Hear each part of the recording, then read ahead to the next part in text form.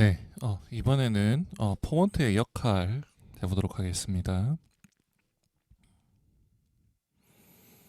네, 폰트의 역할. 지난번에 폰트의 정의가 뭔지 이야기를 하면서 간단하게 이야기를 했는데 이번에는 폰트의 역할 해보겠습니다. 폰트에는 사람에 따라서 보통 F1에서 F5까지 만들어지고 있어요. F1에서 F5까지 만들어지고 있어요. 그래서 모음 음형대 F1과 F2는 첫 번째, 두 번째 포먼트는 모음 음형대라고 불립니다. 무슨 말이냐면 F1과 F2가 모음을 정의해 준다는 거죠. 다시 말해서 사람들은 F1과 F2가 어느 주파수 대역에 위치하는지를 인식해서 모음을 인식합니다. 이게 이제 모음 음형대를 나타내는 그 표 테이블인데요. 이거는 이제 어떤 식으로 테스트를 하냐면 대상을 한 30명 정도 한 10명에서 몇 명 정도 실험마다 다 다르겠죠. 그렇게 해서 데려다 놓습니다. 데려다 놓고 그 다음에 이제 그걸 하는 거죠. 그러니까 어, 어떤 모음을 들려주고 이 모음이 무슨 모음으로 들려요 하면서 조금씩 이렇게 점을 찍으면서 갑니다. 그러면 그 중에 뭐 80% 이상이 이 모음을 그걸로 인지하더라. 그렇게 되는 걸 이렇게 영역으로 표시해 놓은 거예요. 사람마다 주파수는 엄밀히 말하면 조금씩 다 다르니까요. 그래서 이런 식으로 F1과 F2에 따라서 이런 모음의 인식이 달라져요. 그래서 이전에 보여드린 거는 이런 방식이었죠. 이거는 이제 평균값, 평균값을 딱 정확하게 나온 거고, 근데 사람마다 아 발음이 다 다르죠. 뭐 모음이 발음이 다 다르니까 아 다르고 다르고 다르고 조금씩 다 다르니까 이것보다는 이게 조금 더 맞는 방식으로 볼 수 있죠. 음. 어찌됐든 사람마다 이게 이제 모음 변조의 가능성까지 보여주고 있어요. 즉 가창을 위해서 모음을 약간 어둡고 깊고 뭐 어둡게나 혹은 깊게 변주하더라도 혹은 고음을 위해 모음을 밝게 변주하더라도 청자의 입장에서는 발음을 알아듣는데 큰 문제가 없다는 걸 의미해요. 네, 이 관련된 폰트 튜닝은 다음에 이제 실제적 전략 하면서 조금 더 자세하게 알아보도록 하죠. 네, 다음에 두 번째 F1. 그러면 이제 F1과 F2의 조절은 뭔가 어떻게 이루어지는가 하면 이제 이게 연결된 헬름홀츠 공명기 모델이에요. 이거는 3-2죠. 그 다음에 할 역할이기 때문에 간단하게만 살펴보면 음, 이게 이제 여기 헬름홀츠 공명기인데 헬름홀츠 공명기가 사람 목소리가 이렇게 두 개 붙어 있다라고 이렇게 이제 가정을 하는 거죠. 그래서 인두 쪽, 인두강 쪽에서는 F1이 형성되고 한편으로는 어, 그 구강에서는 이제 F2가 형성된다라는 개념으로 이 형태가 바뀌게 되면 헬름홀츠 공명기에 대한 요런 형태에 대한 공명 주파수 조절 공식은 있거든요. 요 공식에 대한 것을 적용해서 여기에서 관의 어, 직경이 어떻게 되느냐, 지름이 어떻게 되느냐, 길이가 어떻게 되느냐, 뭐 다음에 이 통의 크기가 어떻게 되느냐에 따라서 F1과 F2가 달라진다라는 게 표현하는 방식이죠. 그래서 여기는 제가 임의로 이렇게 넣었는데 이거는 조금 뭐 실용적이진 않아요. 예를 들면 F1 같은 경우는 이제 그냥 후드가 내려가고 목구멍이 열리면 F1이 내려가고 좁아지고 후드가 올라가면 F1이 올라가거든요. 근데 그 외에 이제 통로 덕트 부분은 그렇게 크게 고려할 필요가 없기는 해요. 그런데 단순히 제가 공식을 적용하려면 어떻게 하는지 한번 보기 위해서 제가 조금 약간은 자기적으로 제가 좀 넣은 부분이 있어요. 음. 자, 그래 포먼트는 왜 조절하느냐? 튜닝해야 되니까. 튜닝해야 목소리가 힘을 얻고 그리고 성대의 진동이 안정화되니까 포먼트를 조절합니다. 포먼트 튜닝인데 그 부분도 뒤에서 조금 이야기하도록 할게요.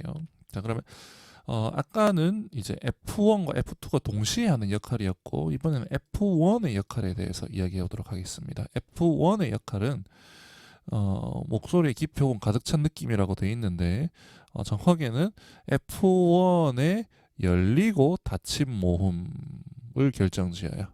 예. 요거는 좀 감각적인 느낌이고요. 조금 더 정확한 명칭은 열리고 닫힌 모음이라고 표현을 해요. 예. 그래서 F1이 낮을수록 닫힌 모음. 네, 닫힌 모음은 이하고 우, 뭐 오까지도 볼 수 있겠고요. F1이 높을수록 열린 모음이라고 해요. 그리고 요 F1은 성구전환, 음향학적 성구전환에 대한 음질적 인식의 직접적인 원인 제공자인데 이거는 옐하고 훅 음향 성구와 관련돼서 한번 이야기하도록 하고요. 두 번째 F2의 역할은 소리의 명료함이라고 저희가 이야기했는데 이것도 조금 감각적인 내용이고요. 좀 더 정확한 거는 모음의 앞쪽 혹은 뒤쪽 전설, 후설 모음이라고 표현을 합니다. 그리고 이거는 세컨드 포먼트 튜닝이라고 하는 내용과 관련이 있어요. 이것도 조금 잘못됐네요. 두 번째 포먼트를 보통 F3와 일치시켜서 소리의 명료함을 크게 더하는 전략이죠. H1, 2, 3 이게 세컨드 포먼트 튜닝. 요거는 셀레스타 아이다 오페라에서 위에 거는 파바로티 목소리고요. 밑에 거는 도밍고 목소리예요. 도밍고 목소리인데 소리를 여기 유튜브에 보시면 들어보시면 달라요. 유튜브에 보시면 달라요. 찾아보시면 다른데 요거를 이제 비교해 보면 파바로티 소리가 직진성이 강하죠. 그 원인이 왜냐하면 보통 성악가들은 싱어스 포먼트 튜닝 여섯 번째 배음과 세 번째 포먼트를 일치시키는 데 반해서 다음에 파바로티의 경우는 세 번째 배음과 두 번째 포먼트를 일치시키는 전략을 쓰더라. 요 두 개 차이점이 있더라라는 게 이제 여기 이제 파바로티를 세컨드 포먼트 튜닝의 왕이라고 논문을 이렇게 썼던 도널드 밀러죠. 도널드 밀러가 제목을 이렇게 불렀어요. 원래 파바로티의 별명이 더 킹 오브 하이 C이잖아요. 근데 그거를 패러디를 해서 오마주를 해서 킹 오브 세컨드 포먼트 튜닝 하이 C를 낸 대신에 세컨드 포먼트 튜닝을 잘 쓴다라고 해서 이렇게 쓴 논문이 있어요. 굉장히 유명한 논문이죠. 음, 네.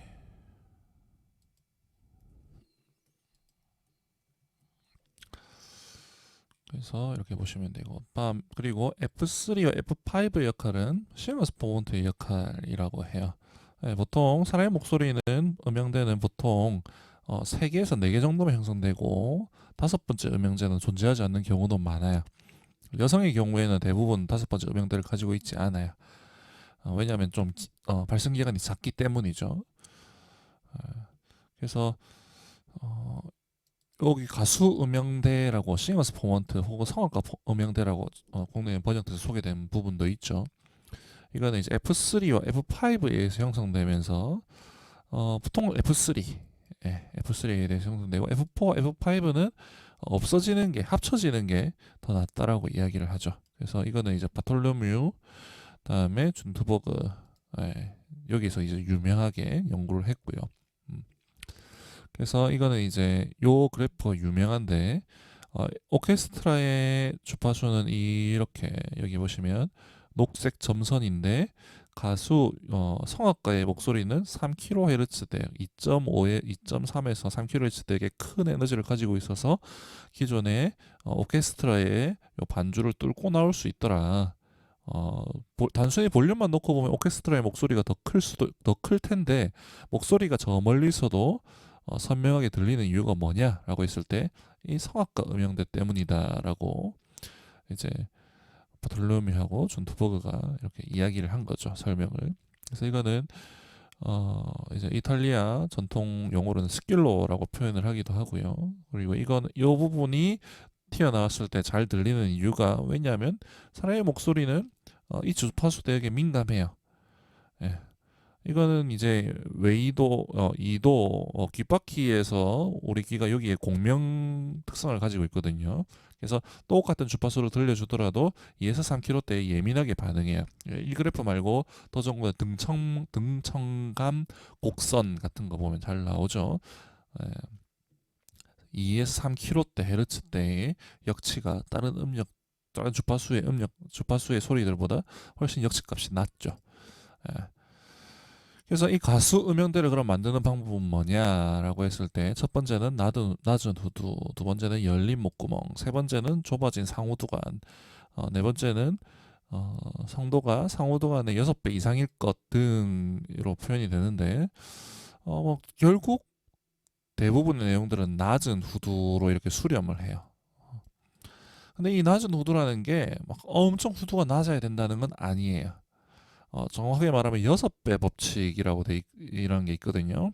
6배 법칙은 상후두관이 길이와 직경 모두에서 전체 성도의 6분의 1 이하면 된다라는 내용이에요. 전체 성도가 상후두관의 직경과 길이 모두에서 6배 이상이면 된다라는 거, 이 부분이에요. 그래서 보통 고주파수 음역대의 에너지를 얻는 방식은 싱어스 포먼트를 이용하거나 혹은 앞 위에서 말한 세컨드 포먼트를 이용하거나 둘 중에 택일이에요.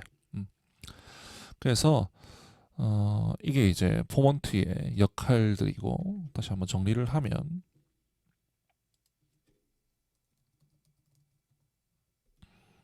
첫 번째 F1과 2가 함께, 이거는 이제 모음 정의를 하고요. 두 번째 F1의 역할은 열린 닫힘 모음을 결정하고요. 세 번째 F2는 전설 후설 모음을 결정하고요. 다음에 네 번째 F3에서 5는 이제 싱어스 포먼트 클러스터를 형성한다고 보면 돼요. 그래서 요 1에서 3번까지는 IPA 모음 차트에 잘 나타나 있죠. IPA 모음 차트에 잘 나타나 있어요. 한 번 더 열어보죠. 그래서 IPA 볼 차트라고 검색하면 여기 보면 전설, 후설 이쪽으로 가면 갈수록, 앞쪽으로 가면 갈수록 F2가 높다. 여기로 뒤로 가면 갈수록 F2가 낮다. 열린, 닫힌. 위로 올라가면 올라갈수록 F1이 낮다. 반면에 밑으로 내려가면 갈수록 목구멍 한가운데서 나는 목소리 느낌이 나죠. 그래서 같은 경우에는 F1이 높다. 그래서 그 두 개의 그래프에 따라서 이렇게 모음을 국제 모음 차트, 모음 기호를 이렇게 정리해 놓은 게 있어요. 그래서 다음에는 이제 포먼트의 행동 양태에 대해서 설명을 하는 거, 그게 이제 이론적 모델이 있거든요. 그게 어떻게 과연 설명될 수 있는가, 그게 이제 두 가지 반패성한 공명기와 연결된 헬름홀츠 공명기가 있는데, 다음에 이거 알아보도록 하고요. 다음에 네 번째부터 조금 실용적인 내용들, 포먼트 튜닝에 대해서 나올 거예요. 그래서 음향적 성구, 여성 가창자, 남성 가창자는 어떤 전략을 가져가야 되는가까지 할 거고요. 다음에 어쿠스틱 임피던스는 어떻게 될지 모르겠어요. 일단은 여기까지가 한 카테고리입니다. 그렇게 한번 알아보도록 하겠습니다. 이상.